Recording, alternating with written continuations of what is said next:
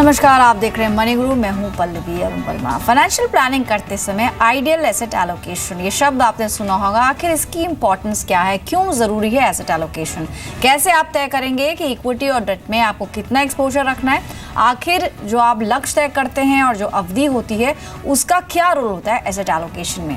Asset allocation के सभी rules को आज जानेंगे। हमारे साथ कुछ देर में नीरज चौहान होंगे, CEO द फाइनेंशियल वर्ल्ड। लेकिन पहले कुछ बारीकियां समझ लेते हैं कि एसेट एलोकेशन यानी कि आप डेट में, इक्विटी में कितना एक्सपोजर लेते हैं, किन बातों का आपको खास तौर पर ख्याल रखना चाहिए।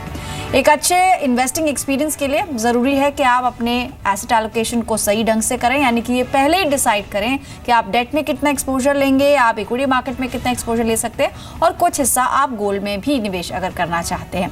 अब जानते हैं ये कि किन रूल्स को आपको फॉलो करना है, यानी कि किन बातों को आपको ध्यान में रखना है। सबसे पहले निवेशक की उम्र क्या है, उम्र के अकॉर्डिंग एसेट एलोकेशन का तय होता है, उसको डिसाइड किया जाता है। साथ ही काफ़ी इंपॉर्टेंस होती है रिस्क प्रोफाइल की, यानी कि आप कितना रिस्क ले सकते हैं। लक्ष्य, निवेश की अवधि, इसका भी बेहद अहम रोल होता है। आप पहले ही डिसाइड करें कि आप किस मकसद से निवेश कर रहे हैं, निवेश के लिए आप कितना समय दे पाएंगे। पोर्टफोलियो का डाइवर्सिफाइड होना भी बहुत ज़्यादा ज़रूरी है, यानी लगभग 5 ऐसे कुछ रूल्स हैं जिससे आप एसेट एलोकेशन करते समय जो गलतियां आपसे होती हैं, जो इमोशनल डिसीजंस आप लेते हैं, उसे करने से आप बच पाएंगे। अब बात करते हैं फाइनेंशियल प्लानिंग के थंब रूल की।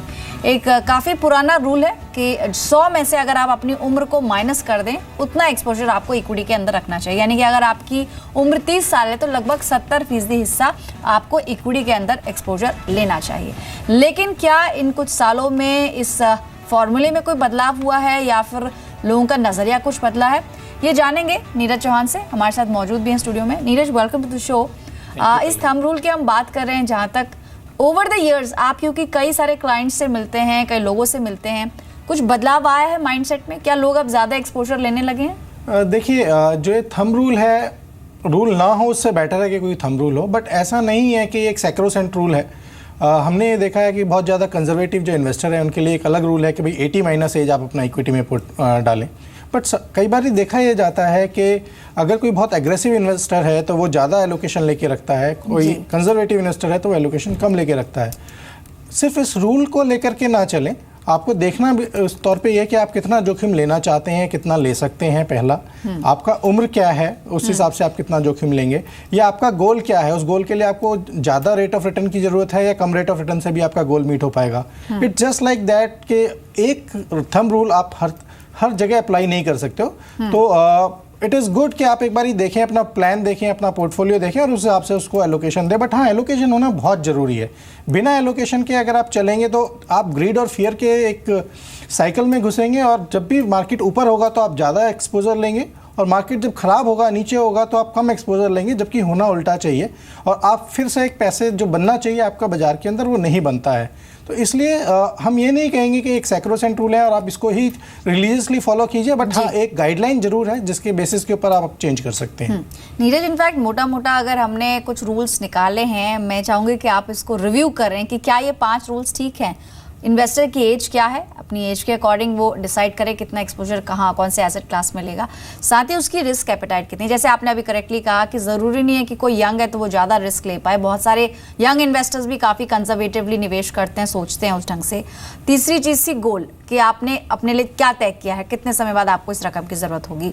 चौथा, टाइम, कितनी अवधि आप दे पाएंगे किसी भी निवेश के ऑप्शन को। और 5वां, डाइवर्सिफिकेशन, यानी कि आपका पोर्टफोलियो डाइवर्सिफाइड है या नहीं। इन 5 रूल्स में क्या आप अग्री करेंगे या फिर इसमें कोई बदलाव आप सजेस्ट करेंगे? नहीं पल्लवी, ये 5 रूल्स हमारे को बिल्कुल देखना चाहिए कि आपका एज क्या है, आपका एज कम है या ज़्यादा है। क्योंकि अगर आपका एज कम है तो हम ये मान के चलते हैं आपके पास ज़्यादा लंबी अवधि है अपने पैसे को निवेश में रखने के लिए, और अगर बाज़ार में ऊपर नीचे या गिरावट किसी भी तरीके की आती है तो आप उसको you can sell through that period. इसलिए आपके पास टाइम ज़्यादा है। जबकि अगर कोई 5 साल का किसी का गोल है या 8 साल का गोल है या 3 साल का गोल है और सडनली वो मार्केट नीचे आ गया और आपने इक्विटी में एक्सपोजर लेके रखा है तो वो आपका गोल मीट नहीं हो पाएगा and you will have to have compromise. It is just like that कि आपका डाइवर्सिफिकेशन भी होना बहुत ज़रूरी है। ऐसा भी नहीं है कि आप बहुत ज़्यादा जोखिम ले सकते हैं इसलिए आप 100% इक्विटी एलोकेशन में बैठें, या बिल्कुल भी जोखिम नहीं ले सकते हैं तो आप 0% एलोकेशन पे बैठें। It is just like that कि जनरली हम ये कहते हैं कि 25% allocation any given point in time आपका दोनों एसेट क्लास में होना चाहिए। जो हम लिक्विड एसेट्स की बात करते हैं, फाइनेंशियल एसेट्स की अगर हम सिर्फ बात कर रहे हैं, Right. 25% आपका डेट जरूर होना चाहिए और 25% आपका इक्विटी जरूर होना चाहिए। बैलेंस का जो 50% है, that you can play around with this dynamic कि मेरी एज क्या है, मेरा रिस्क प्रोफाइल क्या है, मेरा गोल कितना दूर है, मार्केट की वॉलेटिलिटी कैसी है, या कोई और फैक्टर है जो आपको इन्फ्लुएंस करता है इन दोनों बीच के डिसीजन लेने के लिए, तो वो तो 50% से आप खेलें, 25% इक्विटी और डेट को आप लाजमी रखें। आई थिंक अगर आप ये फॉलो करेंगे तो you will be better of, you will make better risk adjusted returns and inflation adjusted returns. Right. तो आपने एक नया फॉर्मूला यहाँ पर बताया है कि आप कम से कम 25% तो डेट में रखें ही रखें, साथ ही 25% एक्सपोजर इक्विटी के अंदर भी लें, और जो रिमेनिंग 50% है वो आप इंडिपेंडेंटली इंडिविजुअल लेवल पर देखें कि आपके लाइफस्टाइल में क्या चेंजेस हो रहे हैं। जब आप अपने गोल्स रिव्यू कर रहे हैं, आपका अपना प्रोफाइल क्या है, रिस्क एपेटाइट क्या है, उसके अकॉर्डिंग कर सकते हैं। लेकिन over the last few years, Neeraj आपसे मैं जानना चाहूंगी क्या बदलाव आया है लोगों के नजरिए में और एसेट एलोकेशन में, कितना चेंज हुआ है, खासतौर पर डीमोनेटाइजेशन का कितना इम्पैक्ट आप देखते हैं? लोग, क्योंकि काफ़ी हद तक ऐसे लोग हैं जो कैश में करते हैं सेविंग्स, जो हाउस होल्ड सेविंग्स होती हैं, और इस बड़े कदम के बाद अचानक से कह सकते हैं कि उनकी फाइनेंशियल प्लानिंग को तो डेफिनेटली झटका लगा, जो लोग खासतौर पर कैश पर डिपेंडेंट होते हैं। क्या चेंजेस देख रहे हैं आप? देखिए पल्लवी, अभी ये बहुत जल्दी है एक कोई भी कमेंट करना कि डीमोनेटाइजेशन की वजह से लोगों के बिहेवियर के ऊपर कितना फ़र्क पड़ने वाला है, बिकॉज इतना पुराना बिहेवियर एकदम से बदलने वाला तो नहीं है। हाँ, ये ज़रूर है कि आप देखिए, जब हम फाइनेंशियल प्लानिंग की बात करते हैं तो उसमें एक टर्म यूज़ करते हैं, कंटिजेंसी फ़ंड आपके पास होना चाहिए। अभी जिन लोगों के पास कंटिजेंसी फ़ंड था और कुछ पैसा घर पे रखा हुआ था कैश के रूप में, they could sell through much better. जिनके पास बिल्कुल भी कंटिजेंसी फंड नहीं था, दैट इज़ वन। दूसरा, अगर हम डाइवर्सिफिकेशन की बात करें तो सिर्फ फाइनेंशियल एसेट्स की डाइवर्सिफिकेशन की बात क्यों करें, क्यों ना हम मोड ऑफ पेमेंट्स की डाइवर्सिफिकेशन की भी बात करें। जिनके पास कैश सिर्फ था वो आज थोड़ा सा परेशान है। जो डेबिट कार्ड यूज़ करते थे या वैलेट्स यूज़ करते थे या एनईएफटी ट्रांसफर यूज़ करते थे, they are better off today क्योंकि दे वर प्रिपेयर्ड। सो उनका पेमेंट मैकेनिज्म में भी डाइवर्सिफिकेशन था। So diversification is not just related to financial assets. दूसरा, अगर हम बात करें, हम खाने पीने की बात करते हैं, तो जब हम खाते पीते हैं तो हम उसमें सब्जी भी लेते हैं, हम उसमें दही भी लेते हैं, हम उसमें रोटी भी लेते हैं, हम उसमें चावल भी देते हैं, तो एक डाइवर्सिफाइड हमारा फूड है।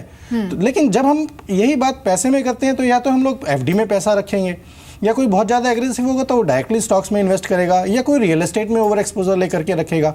और कभी भी ओवर एक्सपोजर किसी भी एसेट क्लास के अंदर लिए आपके लिए हानिकारक हो सकता है। आपको एक एसेट एलोकेशन अगर आप बना के चलेंगे कि मेरी स्ट्रेटेजी के हिसाब से ये मेरा एसेट एलोकेशन है, और उसको आप रीबैलेंस करते रहेंगे टाइम टू टाइम, तो you will be always better off to make a risk adjusted returns.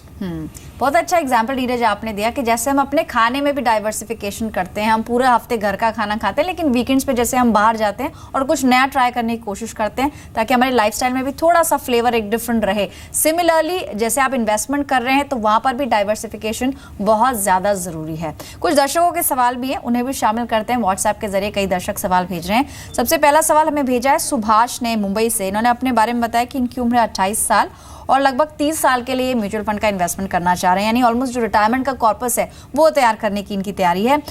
इनके पास 2 फंड्स ऑलरेडी हैं जिसमें इन्होंने एसआईपी की है। एक है फ्रैंकलिन इंडिया का ब्लू चिप डिविडेंड ऑप्शन इन्होंने चुना हुआ है, उसमें 1000 रुपये हर महीने निवेश करते हैं। इसके अलावा रिलायंस विजन, इसका ग्रोथ फंड इन्होंने चुना हुआ है, उसमें भी 1000 रुपये की एसआईपी इनकी चल रही है। दोनों ही फंड्स का अगर परफॉर्मेंस देखें, क्या इन्हें कंटिन्यू करना चाहिए या फिर अभी स्विच करने की सलाह आपकी तरफ से? देखिए, दोनों ही 100% इक्विटी फंड हैं, और जिसमें से एक फंड की परफॉर्मेंस ठीक है, Franklin blue chip large category fund है। रिलायंस विजन समहाउ थोड़ा लगाड़ है for last couple of quarters, तो अगर ये चेंज करना चाहते हैं तो रिलायंस विजन को चेंज कर सकते हैं कोई बेटर परफॉर्मिंग फंड के साथ, जैसे मेरा एसेट का इंडिया अपॉर्चुनिटी फंड है या बिरला का फ्रंटलाइन इक्विटी फंड है, दोनों में से कोई भी चूज़ कर लें। लेकिन यहाँ पे फंड के साथ दूसरी एक बहुत इंपॉर्टेंट आस्पेक्ट है जो इनको देखना है, क्योंकि आप बात कर रहे हैं रिटायरमेंट प्लानिंग की बात हो रही है, तो क्या ये 2000 रुपये की राशि पर्याप्त है इनके गोल को मीट करने के लिए? अगर आज ये 30 साल की उम्र है और ये 60 साल पर रिटायर होना चाह रहे हैं, तो 2000 रुपये प्रति माह के हिसाब से क्या ये इतनी धनराशि जुटा पाएंगे कि अपना लाइफस्टाइल मेंटेन कर पाएं? तो वो एक मैच जरूर करें, क्योंकि जनरली हम गोल प्लान करते हैं, it is just like that Pallavi. Sometimes I think कि आप मेडिसिन तो ले रहे हैं, आपकी एज तो हो गई है 30 ईयर्स, लेकिन आप वो क्रोसिन का 1/4 हिस्सा ले रहे हैं, और बुखार उतारने के लिए आपको एक क्रोसिन जरूर चाहिए दिन में 3 बार। So we have to have an adequate amount of investments. As well as अपने गोल्स को भी रिव्यू करते रहें, कम से कम साल में 2 बार, यानी 6 महीने में एक बार आप देख सकते हैं कि जो भी फंड्स आपने चुने, ऐसा नहीं कि आप लगातार उसके एनएवी चेक करें, लेकिन अपने गोल्स को रिव्यू करना और परफॉर्मेंस कैसा है आपके फंड्स का, एक्सपोजर कहाँ उसने बढ़ाया है, कौन से सेक्टर में, वो भी आप नोटिस कर सकते हैं। तो एक्सपर्ट की राय यही है कि जो 2 फंड्स आपने बताया, फ्रैंकलिन ब्लू चिप में आप कंटिन्यू करें, अच्छा परफॉर्मेंस रहा है।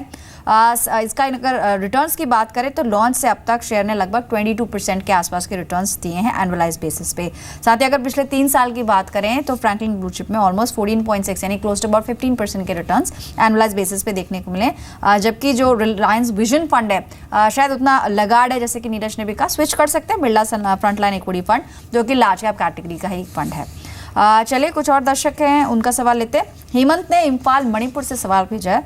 इनकी एज भी 30 ईयर्स है, लंबी अवधि के लिए ये निवेश करना चाह रहे हैं, लेकिन पहली बार निवेश कर रहे हैं, तो क्लियर नहीं है कि कौन से फंड में जाएं, क्या कोई बैलेंस फंड लें या फिर लार्ज कैप फंड से शुरू करना चाहिए। फर्स्ट टाइम इन्वेस्टर्स के लिए क्या सलाह रहेगी नीरज? देखिए हेमंत जी, क्योंकि आप पहली बार निवेश कर रहे हैं, आपको जोखिम के बारे में अभी बहुत ज़्यादा एक्सपीरियंस नहीं आपने किया है, क्योंकि इक्विटी मार्केट में अगर आप जाएंगे स्ट्रेट अवे वॉलेटाइल है। अगर आप शुरू में आज निवेश करेंगे और साल के बाद या 1 साल के बाद आपको लगेगा कि भाई आपका धनराशि से कम आपकी अमाउंट है, तो आप थोड़ा निराश होंगे और पैसा निकालने की कोशिश करेंगे। इसलिए बेहतर ये है कि आप शुरू में एक हाइब्रिड इक्विटी कैटेगरी का कोई फंड ले लें, बैलेंस कैटेगरी का फंड ले लें और धीरे धीरे करके उसमें डालना शुरू करें और एक्सपीरियंस करें, ऑपरेशनल इशूज़ देखें, म्यूचुअल फंड कैसे बिहेव करता है, किस तरीके से एनएवीज उसकी मूव करती हैं और over a period of time आपके रिटर्न्स क्या हैं।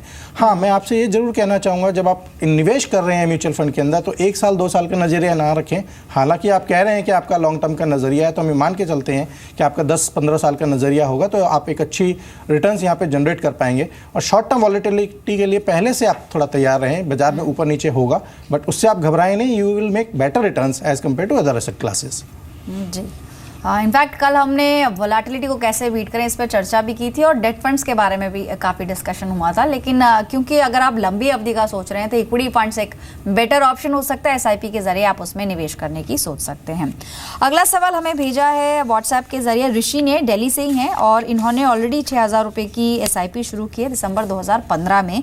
कुछ फंड्स भी मेंशन किए हुए इन्होंने। इनके पास एक्सिस का लॉन्ग टर्म इक्विटी जो कि ELSS फंड है, उसमें लगभग 2,000 रुपये निवेश कर रहे हैं। SBI ब्लू चिप फंड है जिसमें 1500 की एसआईपी जाती है। मेरा एसेट्स इमर्जिंग फंड है, उसमें भी 1500 रुपये की राशि ये निवेश करते हैं। और एक और ELSS फंड है, इनफैक्ट इनका एक्सपोजर देखें तो बिरला सन लाइफ टैक्स रिलीफ 96, ये 1000 रुपये इसमें निवेश कर रहे हैं। टोटल जो एसआईपी का अमाउंट है दैट इज 6000 प्लस इन्होंने एक मुश्त निवेश भी किया है नीरज। एक तो इन्होंने एक्सिस लॉन्ग टर्म इक्विटी में एक साथ 1 लाख रुपए इस फरवरी में ही डाले हैं। आई थिंक टैक्स सेविंग का जो बिल्कुल लास्ट में प्लानिंग करते हैं उनमें से एक है। इसके अलावा DSP ब्लैक रॉक का भी माइक्रो कैप फंड है, उसमें 50,000 रुपये इन्होंने इसी फरवरी में निवेश किए हैं। अगर देखा जाए नीरज तो काफ़ी हद तक इनका एक्सपोजर ELSS फंड्स में है, काफ़ी एक्सपोजर ले रखा है इन्होंने। इनकी एज है 39 और इनकी जो सैलरी है 29 इनफैक्ट इनकी एज है, इनकी सैलरी है 34,000 पर मंथ। इनकी प्रोफाइल के हिसाब से जो भी फंड्स का चुनाव है कैसा है? देखिए, प्रोफाइल के हिसाब से इन्होंने चयन नहीं किया है। इन्होंने चयन किया है कि लास्ट 1 साल में या 2 साल में कौन से फंड्स आउट परफॉर्मर थे और उन्होंने वो फंड चूज़ कर लिए हैं। इन्होंने कहीं पर भी ये फंड चूज़ करते हुए कोई एसेट एलोकेशन नहीं किया है कि मुझे लार्ज कैप में कितना रखना है, मिड कैप में कितना रखना है, स्मॉल कैप में कितना रखना है। आइडियली ये कैटेगराइजेशन होना बहुत ज़रूरी है। जनरली हम क्या करते हैं, वी गेट कैरिड अवेड। अगर कोई भी फंड का परफॉर्मेंस बहुत अच्छा है, अगर आप देखें तो पिछले 2-3 साल से मिड कैप और माइक्रो कैप या स्मॉल कैप की परफॉर्मेंस बहुत अच्छी थी और लार्ज कैप की परफॉर्मेंस थोड़ी कम थी।